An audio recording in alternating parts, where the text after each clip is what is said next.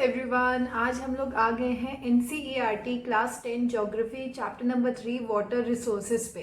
तो सबसे पहले हम लोग ये देखते हैं कि रिसोर्सेज क्या होता है। मैंने आपको पहले भी बताया कि रिसोर्सेज का मतलब होता है जब हम नेचर, जो हमें फ्री गिफ्ट हम कहते हैं कि नेचर ने हमें एक फ्री गिफ्ट ऑफ ये रिसोर्सेज प्रोवाइड किया है, लेकिन वो असल में रिसोर्सेज जो होते हैं उनको हम टेक्नोलॉजी के थ्रू जब एक्सट्रैक्ट करते हैं या उनका यूज़ करते हैं in our day to day life for anything, तो वो क्या होता है, वो होता है रिसोर्सेज। ठीक है, तो हमने देखा फॉरेस्ट की जैसे वुड हो गई, ये भी एक रिसोर्स है। हमने देखा कि अगर माइंस जो हो गई, कोल माइंस हो गई, या फिर हमारी जो गोल्ड की माइंस हो गई, ये भी रिसोर्स है। हमारा पेट्रोल, डीजल, ये सब रिसोर्स है। तो एक रिसोर्स और है, वो है वाटर। तो अब हम आज पढ़ेंगे वाटर के बारे में। तो वाटर एक रिसोर्स कैसे है। वाटर जो है वो अगर देखें तो हमारी पूरी कंट्री में बहुत ज़्यादा है, लेकिन उसके बाद भी आज हम लोगों को वाटर कितना मिल रहा है, कम मिल रहा है, सफिशिएंट अमाउंट में नहीं मिल रहा है। तो आज हम यही आगे पढ़ने जा रहे हैं। You already know that 3/4 of the earth surface is covered with water. तो अब यही बात है कि अगर 3/4 of earth surface जो है वो वाटर से कवर्ड है, तो हम क्यों आज वाटर को इतना बचाने की कोशिश कर रहे हैं, या फिर क्यों हम लोग कहते हैं कि फ्यूचर जनरेशन को वाटर नहीं मिलेगा। But only a small proportion of it accounts for fresh water that can be put to use. तो 3/4 जो अर्थ है वो क्या है, हमारा वाटर से भरा हुआ है, लेकिन उसमें से बहुत कम वाटर होता है जो हम लोग अपने खाने के लिए या फिर अपने पीने के लिए यूज कर रहे हैं। ठीक है, this fresh water is mainly obtain from surface run of and ground water obtain from that is continually being renewed and recharged through the hydrological cycle. तो हम लोगों को जो वाटर मिल रहा है, ठीक है, जो वाटर हम लोग यूज कर पा रहे हैं, या जो हम कह रहे हैं कि सिर्फ थोड़ा सा 3/4 ऑफ अर्थ सरफेस वाटर से कवर्ड है, लेकिन हमें जो थोड़ा सा पानी मिल रहा है वो या तो सरफेस वाटर से सरफेस से मिल रहा है। सरफेस क्या हुआ कि जैसे ग्लेशियर्स जब क्या होते हैं, पिघलते हैं, तो वो जो पानी आता है ना नीचे को, उसको कहते हैं। तो हमको क्या मिल रहा है, हमको एक तो सरफेस रन ऑफ मिल रहा है, वही हुआ कि सरफेस रन ऑफ जब ग्लेशियर्स पिघलते हैं, कम होता है, तो वो जो सरफेस रन ऑफ वाटर होता है वो भी एक प्योर फॉर्म ऑफ वाटर है। वरना क्या मिलता है हमें, ग्राउंड वाटर। तो ये दो तरह के वाटर्स हैं जिनका हम यूज कर रहे हैं। और वाटर क्या हो रहा है, वाटर रिन्यूड भी हो रहा है, कैसे, हाइड्रोलॉजिकल साइकिल से। तो ये आपने देखा होगा कि जब पानी, लेक्स जो होती है उसका पानी इवेपोरेट होता है तो वो ऊपर बादलों में जाता है, फिर वो बादल बारिश लेके आते हैं, तो वो सब आपको साइकिल पता ही होगी, बचपन में कई बार पढ़ी है। तो इसकी वजह से क्या हो रहा है, वाटर जो है वापस जा रहा है, आ रहा है, जा रहा है, आ रहा है। All water moves within hydrological cycle ensuring that water is a renewable resources। तो क्या होता है ना, वो जो वाटर बारिश में पानी नीचे आ रहा है, फिर से वो तालाब भर जाएंगे, फिर वो तालाब से पानी इवेपोरेट होकर ऊपर जाएगा, फिर वो हाइड्रोलॉजिकल साइकिल एक चीज कंफर्म करिए विच इज की वाटर जो है वो वापस जो है वापस आएगा, मतलब रिन्यू हो रहा है। You might wonder that if 3/4 of the world is covered with water and water is renewable resources, then how is it that countries and regions around the globe suffer from water scarcity। तो यही बात है कि अगर, जैसे मैंने आपको पहले बोला कि अगर 3/4 ऑफ अर्थ सरफेस अगर वाटर से कवर्ड है, तो क्यों आज ऐसी कंट्रीज है, क्यों ये कंट्रीज जो है ये वाटर से सफर कर रही है, जब हमारा पूरा अर्थ में 3/4 वाटर ही। और वाटर ऐसा भी नहीं कि हम लोग यूज करें तो खत्म हो रहा है, रिन्यू भी हो रहा है ना, वापस आ रहा है वाटर। इसमें ऐसा नहीं कि आपको एफॉरेस्टेशन करने की जरूरत है, वाटर अपने आप रिन्यू हो रहा है, वापस आ रहा है। लेकिन क्यों आज कंट्रीज जो है उन्हें वाटर जो है उसकी उसकी स्कैर्सिटी है, उसकी कमी है। और ये प्रिडिक्ट भी किया गया है कि 2025 तक nearly 2 billion people will live in absolute water scarcity. तो ये क्यों प्रिडिक्ट किया गया है।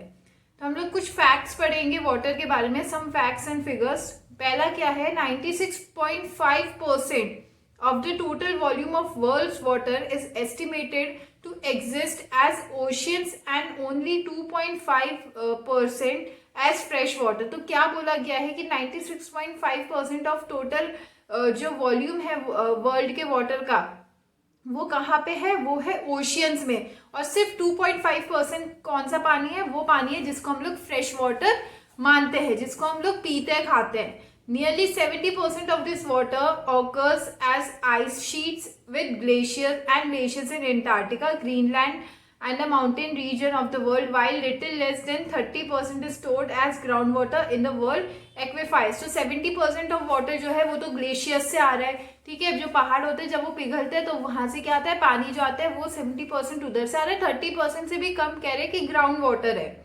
India receives nearly 4% of the global perception and ranks 133 world in terms of water availability पर पर्सन पर एनम। तो इंडिया के पास सिर्फ 4% ऑफ वाटर है और इंडिया 133 रैंक होल्ड करता है किस चीज से, कि वो अपने नागरिकों को पानी दे रहे पर एनम वो कितना पानी दे रहे हैं उसमें वो 133 रैंक होल्ड कर रहा है। The total renewable water resources of India are estimated of 1897 square kilometre per annum. तो इंडिया का जो वाटर रिसोर्स है वो एस्टिमेट कितना है, 1897 स्क्वायर किलोमीटर पर एनम हर साल। और ये प्रिडिक्ट किया गया है कि 2025 तक in large parts of India will join countries और regions having absolute water scarcity, ठीक है। तो ये चीजें क्या है, ये प्रिडिक्ट की गई है, ये बात जो लास्ट पॉइंट है ये प्रिडिक्ट किया गया है। तो अब हम पढ़ेंगे water scarcity and the need for water conservation and management. तो हम आगे हैं water scarcity and the need for water conservation and management. तो इसमें दिया है कि ज्यादातर लोग जो है वो ये बोलते हैं कि क्या है ना, कुछ जगह ऐसी है जैसे राजस्थान को देख लो, वहां पे क्या है, बारिश कम होती है, तो लोग सोचते हैं कि वहां बारिश कम है इस वजह से वहां वाटर की कमी है, ठीक है। तो यही दे रखा है कि it is difficult to imagine that we may suffer from water scarcity, जबकि वाटर जो है वो रिन्यूएबल हो रहा है, बार बार मतलब वापस इवेपोरेट हो रहा है, वापस से आ रहा है हम पे। The moment we speak of water shortage we immediately associate it with region having low rainfall. तो अगर हमें कोई बोलता है कि अरे यार पानी की कमी है यहाँ, तो हम लोग क्या करते हैं, हम सोचते हैं अरे कुछ रीजन्स ऐसे भी तो है जहाँ पे रेनफॉल ही नहीं है, जहाँ पे देखो अगर हम लोगों को पानी चाहिए, अगर हमारी हाइड्रोलॉजिकल साइकिल जो है वो वर्क करेगी तो वो तभी वर्क करेगी जहाँ पे जिस एरिया में बारिश होगी, बारिश नहीं होगी तो वाटर शॉर्टेज होगी ही। लेकिन चलो अभी यही आगे देखते हैं। तो ये सोचते हैं लोग कि और those that are drought prone, या फिर वहां पे जहाँ पे क्या है, सूखा ही सूखा है, मतलब जहाँ पे पानी की बिल्कुल बहुत किल्लत है, बिल्कुल पानी नहीं है। वी इंस्टेंट तो हम लोग क्या करते हैं, विजुअलाइज कर लेते हैं राजस्थान को, वहां पे डेजर्ट है, पानी की कमी होती है, औरतें जो है दूर दूर से मटके लेके, एक नहीं दो नहीं 10-10 मटके अपने सर में उठा के क्या पानी लेके जाती है अपने घर को। The availability of water resources varies over space and space mainly due to variation in seasonal and annual precipitation। तो वाटर जो है उसकी वैल्यू या फिर जो वाटर की अवेलेबिलिटी है वो हाँ सीजन टू सीजन बदलती है, वो स्पेस टू स्पेस भी बदलती है, वो टाइम टू टाइम भी बदलती है। अगर कहीं बारिश नहीं होती तो वहां पानी नहीं होगा, which is true. But water scarcity in most cases is caused by over exploitation, excessive use and unequal access to water among different social group। लेकिन असल में वाटर स्कैरसिटी क्यों है, वाटर स्कैरसिटी इसीलिए मैं उस टाइम बोली कि चलो हम आगे पढ़ते हैं। तो वाटर स्कैरसिटी असल में लेकिन इसीलिए क्योंकि लोग क्या करते हैं, जिस पे पानी है वो उस पानी का खुला यूज कर रहा है। अब देखो अगर मान लो राजस्थान की कोई पार्ट है वहां पानी नहीं है लेकिन हमारे पास पानी है, तो इसका मतलब ये नहीं कि हम लोग कह रहे हैं अरे हमारे यहाँ तो बारिश होती है, हमारी तो जुलाई से लेके पहले अगस्त तक होती है, सॉरी जून से लेके अगस्त तक होती है, फिर हमारे यहाँ सर्दियों में भी बारिश होती है, तो हमको तो वाटर की कमी नहीं। अगर हमें नहीं है लेकिन ऐसे कई स्टेट से जिनको कमी है तो उनके लिए एटलीस्ट हमको वाटर जो है बचाना चाहिए। तो हम लोग वो चीज देखते नहीं है, तो हम क्या करते हैं वाटर का एक्सप्लॉइट करते हैं। हम क्या करते हैं, हमारी मशीन हो गई, वॉशिंग मशीन में पानी चल रहा है, बह रहा है, कपड़े धुल रहे हैं 10-20 बार, उस पानी को आप बाहर फेंक देते हो। इससे अच्छा है उस पानी को प्लांट्स में डाल दो, खेत में डाल दो अपने। लेकिन हम वो नहीं करते, हम क्या करते हैं, हम सोचते बस ये पानी है फेंक दो इसको, विच इज रॉन्ग। अब यहाँ पे एक इमेज दे रखी है आपको, फिगर 3.1 देखो, एक तरफ एक लड़का है जो पानी भर रहा है, ठीक है, वहां पे पानी है, ठीक है, देख लो कितना पानी है, बारिश की वजह से फ्लड आ रखा है, पानी है, लेकिन वो पानी पीने लायक नहीं है। दूसरी तरफ कुछ औरतें हैं जो इतनी लंबी, देखो हर औरत के पास कम से कम 2 मटके हैं, तो ये सब लाइन में लगी हुई है कि इनको क्या है, इनके पास पानी नहीं, ये लोग पानी को लेने के लिए लाइन में लगी है। और एक तरफ एक कश्मीरी है जो अर्थक्वेक आया था वहां, तो वो सर्वाइव कर गई वो, और अब वो विलेज में जा रही है पानी लेके, क्योंकि वहां पे भी कुछ लोग हैं जो सर्वाइव कर चुके हैं और उनको पानी की जरूरत है। तो ये देखो 3 अलग अलग सिचुएशन दिखा रखी है पानी को लेके। अब हम आगे पढ़ेंगे। तो एक ये देख लो, according to Falkenmark, a Swedish expert, water stress occurs when water availability is less than 1000 cubic metre per person per day. ठीक है, तो अगर वाटर स्कैसिटी तभी होती है, अगर हमें उसको नापना है, तो अगर 1000 क्यूबिक मीटर पर पर्सन के पास पानी नहीं है या उससे कम है या उतना ही है, तो वो क्या हुई, वो चीज मानी जाएगी वाटर स्कैरसिटी। तो अब सवाल यही है कि वाटर स्कैरसिटी हो क्यों रही है या फिर कैसे हो रही है। ठीक है, तो हमने जैसे कि हाइड्रोलॉजिकल साइकिल के बारे में पढ़ा, हमने देखा कि उसमें क्या होता है कि हमें अगर फ्रेश वाटर चाहिए तो या तो वो सरफेस रन ऑफ से मिलता है या वो ग्राउंड वाटर से मिलता है। It is possible that an area or region may have ample of water resources but is still facing water scarcity। ऐसा हो डेफिनेटली हो सकता है कि एक जगह में जहाँ पे पानी ही पानी है लेकिन फिर भी वो लोग क्या कर रहे हैं, वो वाटर स्कैरसिटी फेस कर रहे हैं। Many of our cities are such example. Thus, water scarcity may be an outcome of large and growing population, consequent greater demand for water and unequal access to it। अब इसमें देखो मैं समझाती हूँ क्या है कि एक एरिया है, ठीक है, वहां पे बहुत ज्यादा पॉपुलेशन है, बहुत पॉपुलेशन, कोई भी एग्जाम्पल ले लो। ठीक है, अब मैंने डाटा नहीं देखा है पर मैं एक एग्जाम्पल दे रही हूँ कि मान लो हमारा पंजाब है, पंजाब में वाटर स्कैरसिटी है, तो अब वाटर मतलब वाटर खूब है वहां पे। ठीक है, वाटर खूब है, वाटर स्कैरसिटी भी है, लेकिन वाटर स्कैरसिटी क्यों है जबकि खूब वहां पे पानी है? क्योंकि पंजाब में पॉपुलेशन है, अब वो पॉपुलेशन को खाना भी चाहिए। वो खाना कहाँ से बनेगा? खेत से बनेगा। खेत में जब वो अनाज बोएंगे तभी वो अनाज पहुंचेगा, तभी वो लोग खा पाएंगे। तो ऐसे में क्या करता है ये लोग खेतों में, या अगर इन्हें पानी नहीं मिलता, अगर वाटर स्कैरसिटी है, तो कई फार्मर्स आपने देखा होगा वो लोग क्या करते हैं, वो लोग अपने ट्यूब वेल्स बना लेते हैं या अपने खुद के वेल्स बना लेते हैं। ठीक है, अपने खेत में क्या करते हैं, उसमें से अपनी जमीन में बना दिया, वहां से क्या किया, ग्राउंड वाटर ले लिया, उसको अपने खेत में डाल दिया। अब वो ये नहीं देखते हैं कि वो अपने फायदे के लिए जो वो वाटर निकाल रहे हैं उससे ग्राउंड वाटर कितना कम हो रहा है। हर फार्मर के पास अगर अपना ट्यूबवेल है तो समझ लो कोई एक फार्मर कितना पानी निकाल देगा। ठीक है, उसके बाद क्या कर रहे हैं, वो उस पानी को अपने खेतों में डाल रहे हैं, तो वाटर स्कैरसिटी क्या है, होगी ही होगी। तो यही है कि population, a large population means more water, not only for domestic use but also for higher food grain, but also to produce more food. Hence, to facilitate higher food grain production, water resources are being overexploited to expand irrigated areas and dry season agriculture। तो क्या होता है irrigated area, मतलब water जो है irrigation के लिए आपको पानी की जरूरत है, वो पानी कहाँ से निकाल रहे हैं, वो ट्यूबवेल से निकाल रहे हैं। ठीक है, but you have ever wonder what this could result in, that it may lead to failing ground water level। क्या फेल कर रहा है, ये जो ट्यूब वेल्स बना रखे ना फार्मर्स ने अपने, या अपने खुद के वेल्स बना रखे हैं, इससे क्या हो रहा है, ग्राउंड वाटर कम हो रहा है, एंड इससे क्या हो रहा है, लोगों को वाटर की कमी भी हो रही है।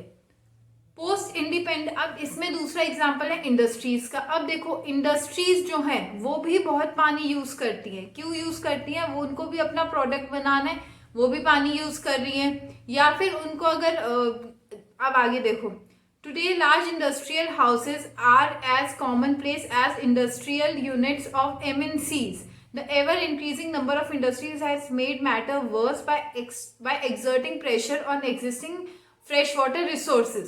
तो ये इंडस्ट्रीज क्या कर रही है, ये वाटर को ले रही। हमने देखा ना इंडस्ट्री से कूड़ा कबाड़ा आता है, वो भी सारा पानी में जा रहा है, वो पानी भी वेस्ट है, और फिर इंडस्ट्रीज अपने लिए भी पानी लेती हैं। ठीक है, industries apart from being heavy users of water also require power to run them. तो यही चीज है कि अगर वो हैवी वाटर का यूज करिए तो वो क्या करती है, वो पावर भी तो उन्हें वो वाटर दे रहा है। आज इंडिया में 22% जो पावर है वो वाटर से ही आती है। जो डैम्स बने हुए होते हैं ना, ये डैम्स से पावर जो है जनरेट होती है। वाटर जो है ये डैम से क्या होता है, वाटर को एक जगह से दूसरी जगह छोड़ा जाता है, तो उससे क्या होती है, उससे पावर जनरेट होती है। और वो पावर जनरेट से क्या होता है, इलेक्ट्रिसिटी आती है। Moreover, multiply urban centers with large and dense population and urban lifestyle have not only added to water and energy requirements but have further aggravated the problem. If you look into the housing societies or colonies in the cities, you would find that most of these have their own groundwater pumping devices to meet the water needs। अब आप लोग कई लोगों के घर में देख लोगे, ठीक है, हो सकता है आपके घर में भी होगा। हम सब इन लोगों के घर में क्या होता है, एक मोटर होती है, ठीक है। मोटर क्या होती है कि मोटर होती है जो ग्राउंड वाटर खींचती है, ठीक है, ग्राउंड वाटर खींचती है। उससे क्या होता है कि अगर आपके घर में पानी, एक तो होता है जो म्यूनसिपैलिटी आपके घर में पानी छोड़ के, एक पानी होता है जो ग्राउंड वाटर से आता है, ठीक है। वो पानी लोग क्या करते हैं, ग्राउंड वाटर से नीचे जमीन से खींचते हैं अपने अपने घर के लिए या अपने इंडस्ट्री के लिए या कहीं के लिए भी। तो वो चीज़ भी गलत है। अब तो गवर्नमेंट देखती है कि किसी के घर में मोटर है तो उसको सजा मिलती है, लेकिन ज़्यादातर लोग क्या करते हैं, छुपा के रखते हैं ग्राउंड वाटर, ये मोटर जो होती है ना, ये छुपा के रखते हैं। Not surprisingly we find that fragile water resources are being over. तो ये क्या हुआ, ये एक्सप्लॉइट हुआ, ठीक है। आपको म्यूनिसिपैलिटी अपना पानी दे रही है, कह रही है 2 घंटे पानी आएगा, आप 2 घंटे में 10 बाल्टी भरो, 20 बाल्टी भरो, कोई दिक्कत नहीं। आप उसके बाद भी ग्राउंड वाटर को निकाल रहे हो, वो चीज गलत है, ठीक है। तो ये क्या कर रहे हो, आप एक्सप्लॉइट कर रहे हो। So far we have focused on the quantitative aspects of water scarcity. तो अभी तक हमने क्या देखे, क्वांटिटेटिव एस्पेक्ट्स की नंबर्स देखे हमने कि कितने नंबर्स में वो कम हो रहा है पानी। Now let us consider another situation where water is sufficiently available to meet the needs of the people but the area will suffer from water scarcity. अब एक जगह मान लो कि वहां पे बहुत पानी है, लेकिन फिर भी लोग वाटर स्कैसिटी से सफर कर रहे हैं। तो कैसे कर रहे हैं, this scarcity may be due to bad quality of water. तो अब क्या होगा, अभी तो हमने क्वांटिटेटिव मेजर्स देखे, अब हम देख रहे हैं कि एक ऐसा एरिया जहाँ पे पानी बहुत है लेकिन फिर भी लोग क्या कर रहे हैं, वाटर स्कैसिटी से सफर कर रहे हैं। तो दूसरे एस्पेक्ट क्या हो गया, दूसरा एस्पेक्ट हो गया कि वाटर की क्वालिटी खराब है ना, पानी की क्वालिटी। अब देखो देहरादून के पानी में नमक ही नमक है, सॉरी देहरादून के नहीं, राजस्थान के पानी में जो अनफिल्टर्ड वाटर होता है उसमें इतना नमक होता है, ठीक है। तो वो भी तो खराब पानी है ना। Lately, there has been a growing concern that even if there is ample of water to meet the needs of people, much of it may be polluted by domestic and industrial waste, chemical pesticides and fertilizers used in agriculture, thus making it hazardous for human use। तो आज क्या है, आज लोगों ने, मैंने कहा ना, इंडस्ट्रीज पानी ले रही है, अपने रिसोर्सेज के लिए भी ले रही है, फिर अपनी इलेक्ट्रिसिटी के लिए भी ले रही है, फिर वो क्या कर रही है, वो जो खराब हो रहा है, कुछ भी कबाड़ा हुआ वो सब भी वो कहाँ फेंक रही है, इंडस्ट्रियल वेस्ट पानी में फेंक रही है। ये तो कर ही रही है, फिर फार्मर्स भी ऐसे ही करे, फार्मर्स भी क्या करे, पेस्टिसाइड्स और फर्टिलाइजर्स ये सब डाल देते हैं अपने खेतों में।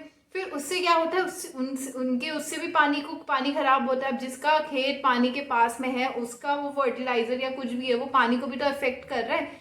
तो कहीं ना कहीं ये लोग क्या कर रहे हैं, हम जैसे लोग जो हैं, मतलब we humans are ourselves polluting the water और making it hazardous for human use. तो अगर कोई भी वो पानी पिएगा तो वो उसकी क्या होगी, तबीयत ही खराब होगी। तो अगर आपके एरिया में ऐसा कोई, मान लो एक लेक है या फिर कुछ भी है आपके एरिया में, वहां से आप पानी पी रहे हो, आपकी तबीयत खराब हो रही है, आप दूसरे दिन उस पानी को पियोगे ही नहीं।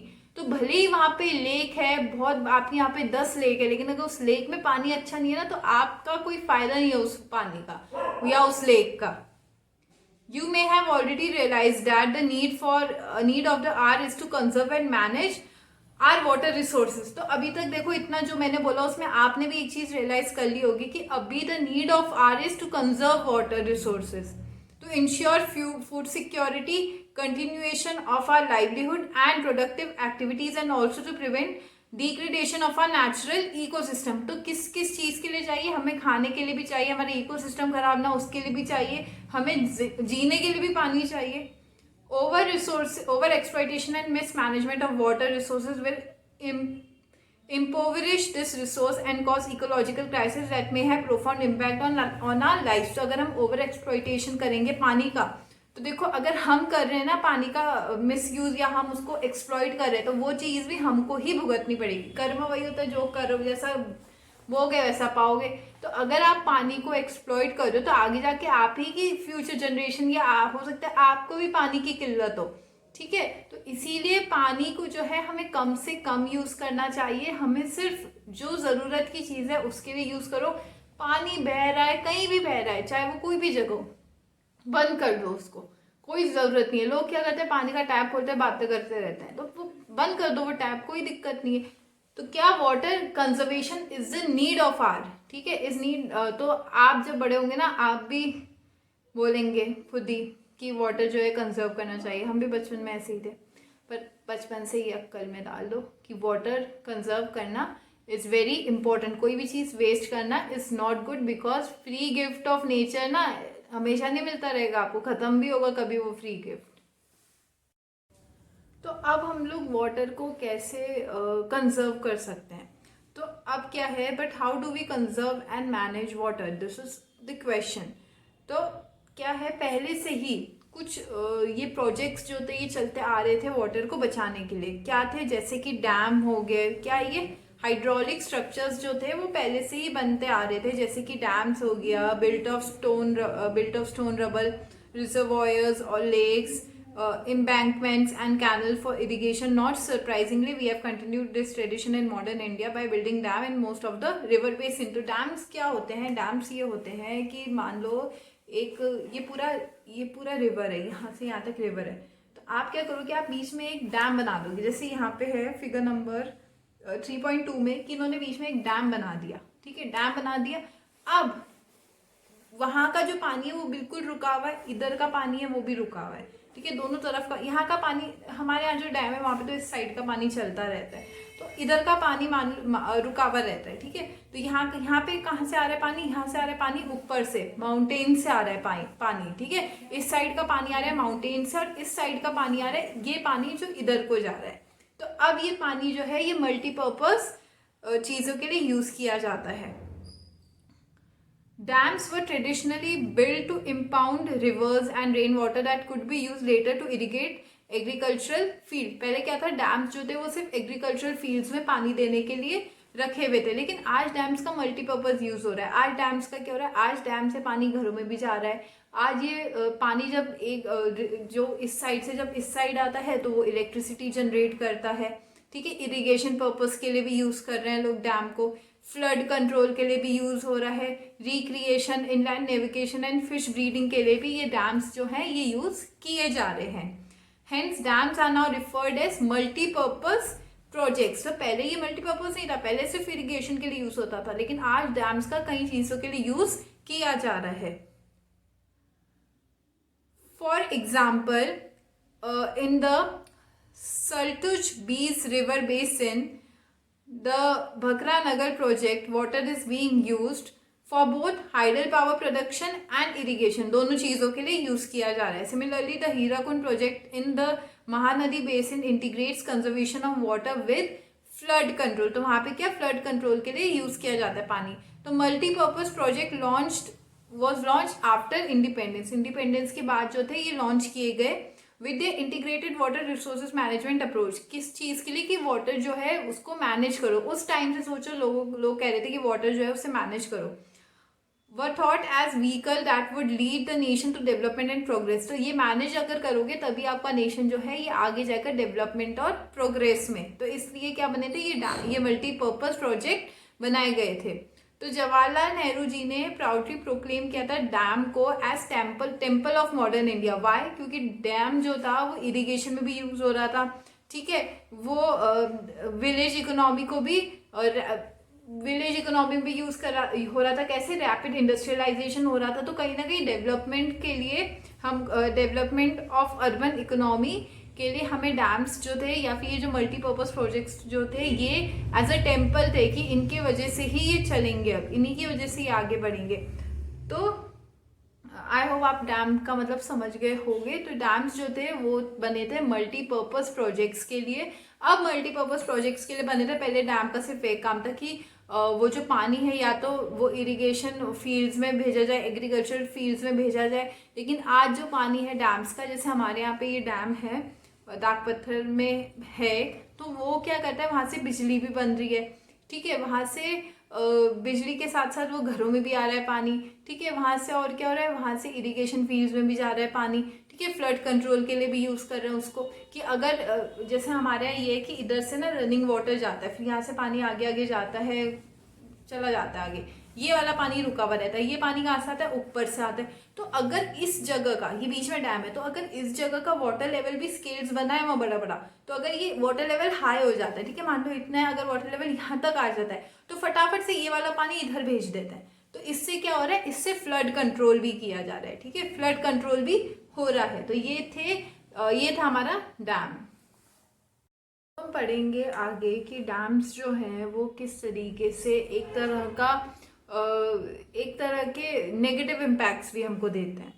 तो इन recent years multi-purpose project and large dams have come under great scrutiny and opposition for a variety of reasons. तो अभी ना डैम्स देखो, हमने देखा कि डैम्स जो है वो फ्लड कंट्रोल कर रहा है, ठीक है, डैम्स मल्टीपर्पज यूज में काम आ रहे हैं, लेकिन कहीं ना कहीं ये डैम्स भी इन डैम्स को भी लोग जो है इनका विरोध करते हैं, इनके अगेंस्ट में रहते हैं. क्यों रहते हैं वो हम पढ़ेंगे. Regulating and damming of reverse affect there natural flow, causing poor sediment flow and excessive sedimentation at the bottom of the reservoir, resulting in rockier stream beds and poorer habitats for the river's aquatic life. तो क्या होता है, देखो अभी flow मैंने आपको बताया, ये बीच में डैम आ गया, ये हमारा हो गया, ये वो पानी है जो मतलब ऊपर पहाड़ों से आ रहा है, तो अभी ये ऐसे ही रखा हुआ है, ठीक है. ये पानी है आगे जो फ्लो होके जा रहा है, बीच में इलेक्ट्रिसिटी जनरेट हो रही है. अब जो पानी पहाड़ों से आ रहा है उस पानी से आते कुछ सेडिमेंट रॉक्स हो गई या ठीक है चीज़ें जो है वो पहाड़ों से पानी के साथ बहती हुई आती है. अब क्योंकि यहाँ पे तो पानी जो यहाँ पे वो सब रुक गई है, फिर वो आगे बढ़ती है, वो इधर से डैम से होती हुई जाती है. जब पानी एक्सेस हो जाता है डैम से होती हुई इधर को चली जाती है, दूसरी तरफ चली जाती है.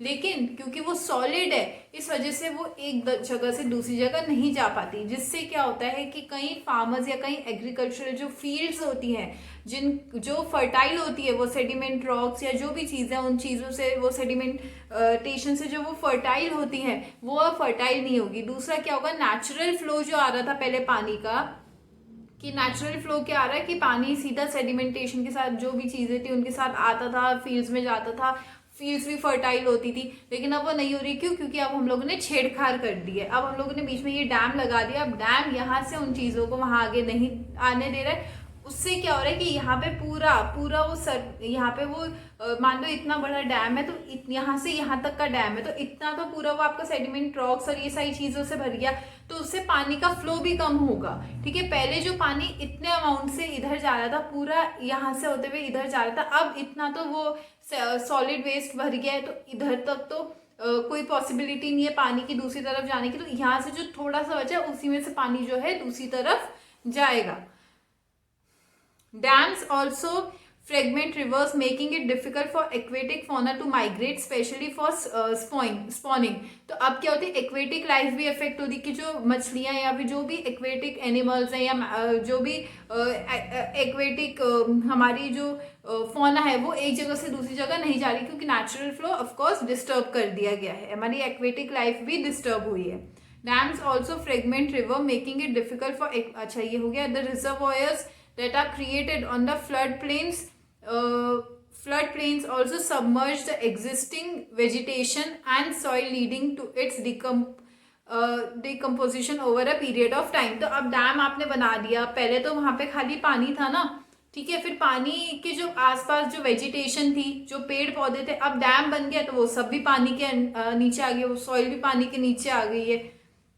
Multi-purpose projects and large dams have also been the cause of many new social movements like the Narmada Bachao Andolan and the Tehri dam आंदोलन एक्सेट्रा. तो आई नो टिहरी डैम आंदोलन की टिहरी डैम जब क्योंकि मेरे यहीं पे, तो टिहरी डैम आंदोलन में क्या हुआ था, पूरी टिहरी मतलब एक पूरा विलेज था, एक पूरा गांव था, तो वो पूरा गांव कहा कि आप एक गांव खाली करो, ठीक है, आपकी गांव खाली करो और फिर एक नई जगह पे सेटल हो.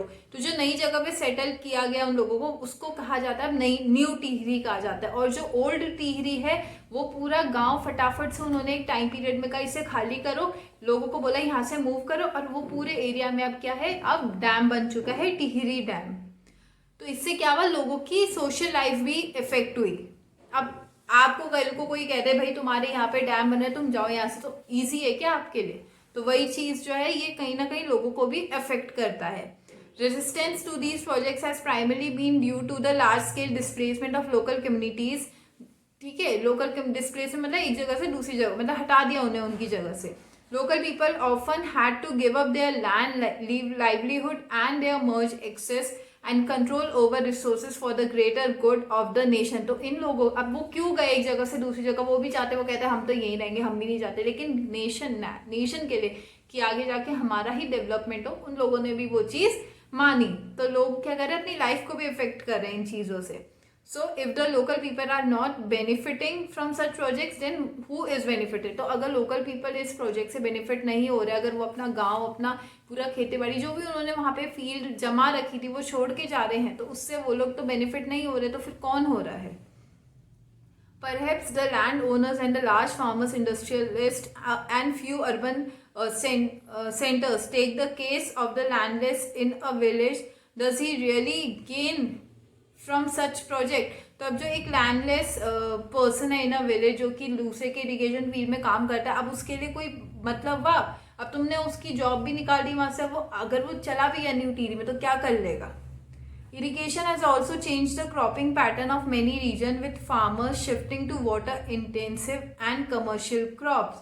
तो इरिगेशन ने क्या किया है कि जो पहले वाटर इंटेंसिव होती थी कि कोई भी क्रॉप उगा दो, लेकिन अब क्या हो गया, अब कुछ कमर्शियल क्रॉप्स जो है वही उगाई जाती है, क्योंकि पानी की कमी हो चुकी है। अब डैम्स बन चुके हैं, ठीक है, डैम्स में जो पानी आता है उसमें सेडिमेंटेशन नहीं होता, तो फर्टाइल नहीं होता उनका लैंड।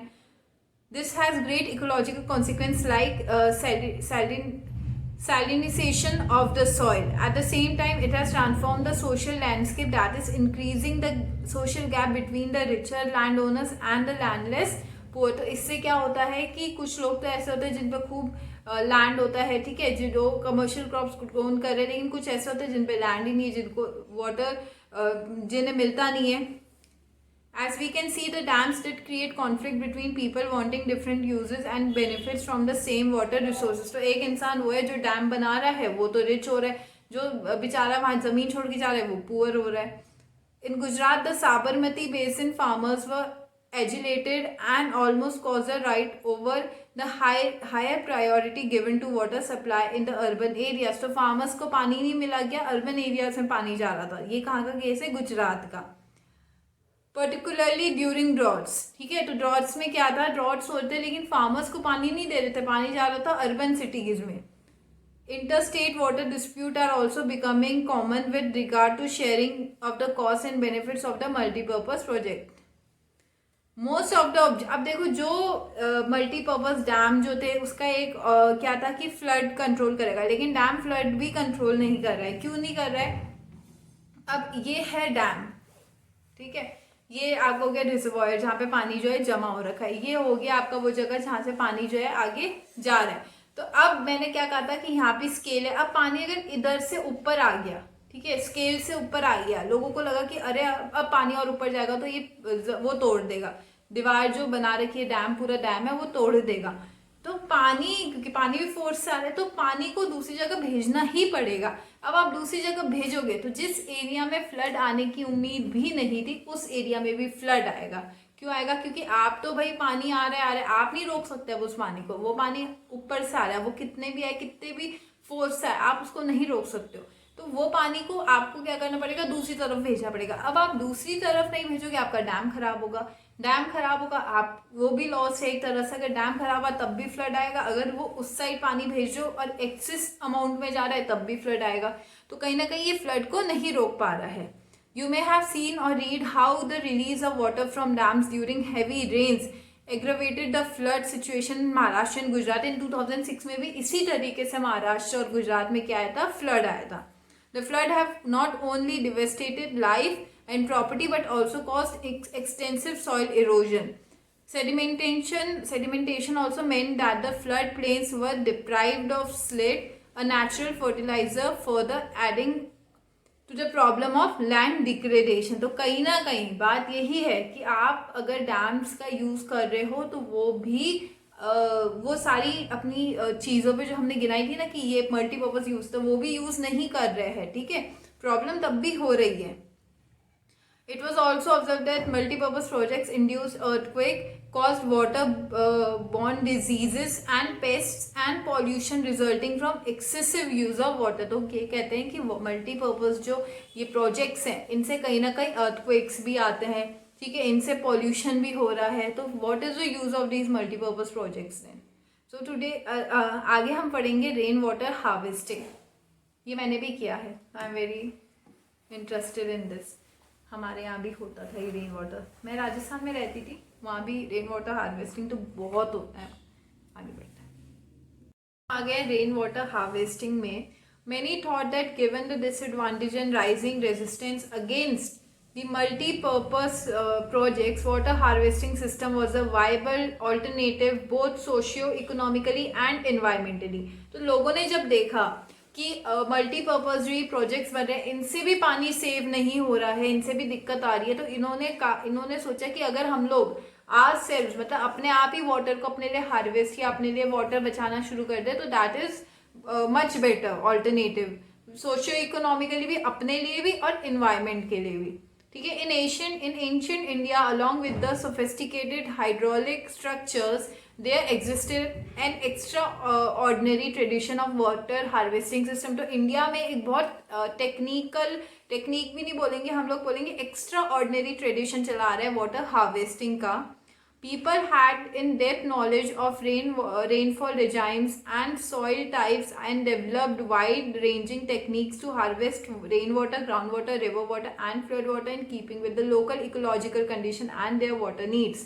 तो लोगों ने क्या कर दिया, लोगों ने ये एक दिमाग लगाया अपने आप से ही कि हम लोग क्या करते हैं, हम लोग ट्रेडिशन इसे इसीलिए बोलते हैं, खुद से किया है लोगों ने। ठीक है, तो लोगों ने क्या किया है, लोगों ने फ्लड वाटर हो गया, रेन वाटर हो गया, ठीक है, आपका जो भी पानी है, ग्राउंड वाटर हो गया, इन सबको इन्होंने जो भी पानी इसको हार्वेस्ट करना शुरू कर दिया। In hill and mountainous region people build diversion channel like गर्ल्स एंड कोल्स of the western Himalayas for agriculture. तो क्या है, हिमालय में तो क्या गर्ल्स और कुल्स बन जाते हैं कि एक लंबी सी जारी है, उसमें पानी क्या करते हैं ये लोग, इकट्ठा करते रहते हैं। Rooftop rainwater harvesting was commonly practiced to store drinking water, particularly in Rajasthan. This is what we have done। तो राजस्थान में क्या होता है, राजस्थान में आपने रूफ में एक, आपने जैसे इसमें देखो फिगर नंबर ए में लिखा है ना, रिचार्ज टू हैंडपम्प। तो इसमें देखो ऊपर क्या है, ऊपर इन्होंने क्या किया हुआ है, इन्होंने रेन वाटर जो है एक मतलब एक स्पेस बना दिया है। ठीक है, एक स्पेस बना दिया कि अगर यहाँ हैवी रेनफॉल हो रही है एक जगह में, वहां पे क्या है, पानी इकट्ठा हो रहा है। ठीक है, पानी इकट्ठा हो रहा है, तो अब वो पानी क्या हो रहा है, वो पानी जा रहा है, एक पाइप है वहां पे देखो साइड में, तो वो पाइप से पानी होते हुए कहाँ जा रहा है, नीचे ग्राउंड में जा रहा है। तो ग्राउंड में इन लोगों ने अपना टैंक बना रखा होगा, उधर वो क्या हो रहा है, इकट्ठा हो रहा है पानी। तो अब अगर इनको पानी की जरूरत होगी तो ये क्या करेंगे, हैंडपंप से पानी को निकाल देंगे। एक और टेक्निक होती है वहां पे कि ये लोग क्या करते हैं, जैसे ये इन्होंने नीचे ग्राउंड में पानी रह गए, कुछ लोग क्या करते हैं, वहीं से वो जो पाइप होता है वो पाइप सीधा एक रूम में जाता है। ठीक है, तो वो पानी सीधा एक रूम में इकट्ठा होता है, या टंकी में डालो, टंकी हो गई आपके घर में, तो टंकी में इकट्ठा होता है, तो वो पानी को भी क्या रिजर्व करके ये लोग रख देते हैं। In arid and semi-arid region, agricultural fields were converted into rain-fed storage structures that allowed the water to stand and moisten the soil, like the khadins in Jaisalmer and Johar in other parts of Rajasthan। तो खादिन्स और जोहर क्या हो गया आपका कि ये लोग, जैसे जोहर में तो ये होगी जैसे सरफेस वाटर जो आ रहा है ऊपर से, तो एक इन लोगों ने क्या बना दिया, एक रिजर्वायर बना दिया एक छोटा सा अपने लिए ना, कि यहाँ पे इधर जो सरफेस वाटर आ रहा है फटाफट से यहाँ पे जमा हो जाएगा। ठीक है, खादिन्स भी वही हो गया कि आपने एक रिजर्वायर बना दिया अपने लिए और उसमें पानी जो है आप जमा कर रहे हो। In the semi-arid and arid region of Rajasthan, particularly in Bikaner, Phalodi and Barmer, almost all the houses traditionally had underground tanks or tankas for storing drinking water। तो ये भी मैंने आपको बताया कि पानी जो छत से या फिर पानी जो आ रहा है वो नीचे नीचे पाइप के थ्रू आता है, एक कमरा होता है उसमें स्टोर कर लेते हैं। कमरा भी हो सकता है, टैंक तो बहुत बड़ा, मतलब बड़े बड़े टैंक लगे हुए होते हैं, वो टैंक्स में आप, वो टैंक बिल्कुल एक रूम के साइज के बराबर होते हैं, तो आप उस टैंक्स में फटाफट से पानी क्या कर रहे हो, स्टोर कर देते हो। मैं जब से देहरादून आई, देहरादून में इतना पानी स्टोर नहीं होता जितना भाई राजस्थान में होता था। वहां तो जितना बड़ा ये रूम है ना, इतना बड़ा हमारा टैंक था, सिर्फ इतना बड़ा हमारा एक टैंक ही था जिसमें पानी, और सिर्फ हमारा ही नहीं, हर घर में वहां इतने बड़े टैंक्स होते थे। इतना पानी की किल्लत थी वहां, किल्लत मतलब स्कैरसिटी। हम कहाँ थे? The tank could be as large as a big room, as I said. One household in Falori had a tank that was 6.1 meter deep. 6.1 meter deep था वो, 4.27 मीटर लॉन्ग था, 2.44 मीटर वाइड था. और ये this is not even surprising, क्योंकि इससे भी बड़े बड़े टैंक्स होते हैं. The tanks were part of the well-developed rooftop rainwater harvesting system and were built inside the main house or the courtyard. They were connected to the sloping roof of the house through pipe. मैंने वही चीज बोली ना, वो pipe से connected होते थे, वो पानी वहां पे भर जाता था. Rain falling on the rooftop could travel down the pipe and stored in these underground tankas, हौद भी कहते थे. The first spell of rain was usually not collected as this would clean the rooftop and the pipe. तो पहली जो rain थी, पहली बारिश नहीं कलेक्ट की जाती थी, क्योंकि वो क्या करती थी, वो ये पाइप्स और ये रूफटॉप को क्लीन कर देती थी. ठीक है, अब इतने टाइम से उसमें धूल भी तो जमी होगी ना, तो वो क्लीन करती थी. The rain water from the subsequent showers was then collected. ठीक है, उसके बाद जब बाद में रेन वाटर 1 या 2 बारिश छोड़ के उसके बाद जो बारिश होती थी उसको लोग कलेक्ट करने लग जाते थे. The rainwater can be stored in the tankas till the next rainfall, making it an extremely reliable source of drinking water when all other sources are dried up. तो ये वो source of water था जब आप पे कोई source ही नहीं बचा. ठीक है, बिल्कुल खत्म हो गया पानी, तो अब आप वहां से पानी पियो, जो कि सही भी है, अच्छा भी है. अब सीधा ऊपर से ही तो आ रहा है ना. रेन वाटर और पल्लर पानी. ठीक है, पालर पानी, पालर मतलब ये पालर, जब वो ओस की बूंदे भी गिरती है ना, उसको पाला कहते हैं. ये पालर पानी हुआ, ऊपर से जा रहा है. As commonly referred to in these parts is considered the purest form of natural. मैंने वही वो मतलब जो मैं बोली ना, वो थोड़ी थोड़ी देर बाद दिखा दे रहे. तो this is the purest form, ऊपर से आ रहा है सीधा पानी, तो प्योर है वो. Many houses constructed underground rooms adjoining the tankas to beat the summer heat, as it would keep the room cool, which also happened in my house. So this was my room. मतलब ये नहीं, वो तो राजस्थान में था, तो ये मेरी दादी और मेरा कमरा होता था. हमारे कमरे के सीधा ऊपर होती थी टंकी, तो रूम बिल्कुल ठंडा होता था. ठीक है, ठंडा क्यों होता था? क्योंकि ऊपर पानी है, तो जो धूप थी वो सीधा हम पे नहीं आती थी, हमारे रूम पे नहीं आती थी. वो कहाँ जाती थी? वो पानी के सरफेस में जाती थी, और हमारे ऊपर तो पानी था, तो पानी तो ठंडा ही होता था. तो लोग क्या करते थे, क्या करते, जैसे ये उनका मेन रूम है, तो इसके ऊपर वो टंका बना देते, या फिर अगर ऊपर टंका है तो ये वाला वो अपना मेन रूम बना देते. गर्मी बहुत होती थी राजस्थान में, unbeatable heat. Today in Western Rajasthan, sadly, the practice of rooftop rainwater harvesting is on decline, as plenty of water is available due to the perennial Rajasthan canal. Though some houses still maintain the tanka since they do not like the taste of the tap water. तो अब rain water harvesting इतनी नहीं होती है राजस्थान में, क्योंकि कुछ लोगों ने जो है उन्होंने रेन वाटर हार्वेस्टिंग इसलिए भी नहीं होती है, अब वहाँ पे कैनल बन चुके हैं, अब तो सीधा कैनल से. अब जो अर्बन लोग हैं वो तो कहेंगे क्या करना, लेकिन कुछ लोग ऐसे हैं जो अभी भी ये ट्रेडिशन को, it is a tradition, you know, वो अभी भी लोग इस ट्रेडिशन को फॉलो करते हैं. Fortunately, in many parts of rural and urban India, rooftop rainwater harvesting is being successfully adapted to store and conserve water. लेकिन आज भी कुछ एरियाज हैं, अर्बन और रूरल एरियाज हैं, जहाँ पे रेन वाटर हार्वेस्टिंग जो है वो सक्सेसफुली लोग अडेप्ट कर लेते हैं. Nearly 200 households have installed this system, and the village has earned the rare distinction of being rich in rainwater. तो कुछ villages ने ये सिस्टम अपना रखा है, और वो वाटर रिच विलेजेस है, क्योंकि अब एक पूरा कमरा पानी भर के बैठे हो आप, तो क्या चाहिए और. अब देखो इसमें फिगर 3.6 देखो, रूफटॉप रेन वाटर. ठीक है, अब मैं आपको दिखाती हूँ. इसमें देखो, इसमें एक पाइप आ रहा है. ठीक है, तो पाइप जिस रूम से आ रहा है वो है टंकी. ठीक है, इतना बड़े रूम को इन्होंने बना रखा है टंकी, इसके नीचे इन्होंने अपने अपने कमरे बना दिए. तो ये पाइप का है, ये पाइप को क्यों लिखा रखा है, जैसे कि हम अगर पाइप को अगर हम लोग स्विच ऑन करेंगे या अगर हम लोग टैप खोलेंगे तो वहां से सीधा पानी किस पे आएगा, नीचे आएगा.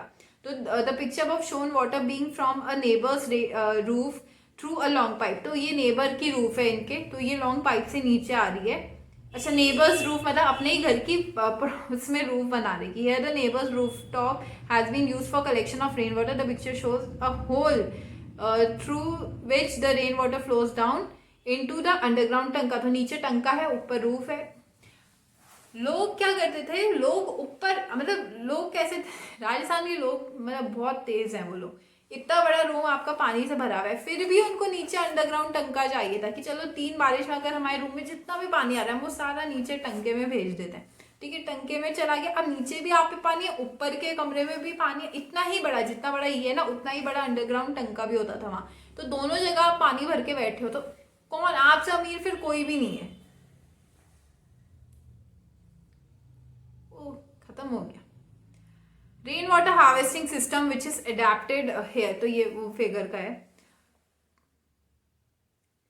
Gandathur receives an annual perception of 1000 mm and with 80% of collection efficiency and of about 10 filling, every house can collect about and use about 50,000 liters of water annually. From the 20 houses, the net amount of water harvested annually amounts to 1 lakh। तो जो ये लोग पानी के लिए इतना करते हैं, इतनी कोशिश करते हैं, तो वो उसका यूज भी कर रहे हैं। ठीक है, वो पानी इतना मिल गया, इतना पानी भरा हुआ है उनपे। और इसमें ये फिगर दिया है कि अगर एक घर भी जो है एनुअली पानी 10 लीटर भी जमा कर रहा है तो उस पर कितना हो गया, 50,000 लीटर्स हो जाएगा एनुअली। ठीक है, 50,000 लीटर्स कितना होगा, एनुअली हो जाएगा। और अगर ये तो 10 हाउस नहीं, every house can collect and use about 50,000 litres of water annually. ठीक है, और अगर 20 हाउसेस का देखें तो 1 लाख लीटर, 100,000, हाँ 1 लाख लीटर्स। तो this is about rain water harvesting and don't try, don't tell your mothers to do this is very very बहुत मुश्किल है। ऊपर से वो लोग नहीं कर सकते जिनके यहाँ खाली महीने में 2, 3 या 4 बार बारिश हो रही है। उसके लिए ऐसा है कि रेगुलर बारिश होनी चाहिए और अच्छी तरह बारिश होनी चाहिए। Tamil Nadu is the first and the only state in India which has made rooftop rainwater harvesting structure compulsory to all the houses across the state. There are legal provision to punish the defaulter। तो ये this is a very nice thing कि तमिलनाडु में बोल दिया है कि आपको rain water harvesting करनी पड़ेगी। अगर आप नहीं करेंगे तो आपको क्या होगी, आपको सजा होगी। सो दैट्स अच्छा, यहाँ पे एक बैम्बू ड्रिप इरिगेशन सिस्टम भी है, तो मैं आपको ये भी समझा देती हूँ क्या है। मैं तो मतलब मेरे को पता है ये क्या है। तो इन Meghalaya 200 year old system of tapping stream and the spring water by using bamboo pipes is preventable। About 80 to 20 liters of water enters the bamboo pipe system, gets transported over 100 meters of. अच्छा, तो इसमें क्या होता है, देखो bamboo pipe जिस तरीके से इन्होंने बैम्बूज को काटा हुआ है, तो ये क्या करता है, बैम्बूज को एक दूसरे से जोड़ के एक जगह पे पहुंचा देते हैं। तो जो पानी आ रहा है ऊपर से वो सीधा इन बैम्बूज से होते, अब ये बैम्बूज ऐसे हैं, ठीक है, तो ये पानी आ रहा है ऐसे ऐसे होते हुए, इधर से होते हुए उधर से होते हुए जा रहा है, तो ये कहीं ना कहीं इकट्ठा हो रहा है। तो ये कहाँ है, ये है आपका मेघालय में। So that's it for this chapter. I hope, मेरे को ये चैप्टर पढ़ने में बहुत मजा आया। आई होप आपको भी आया हो। Thank you.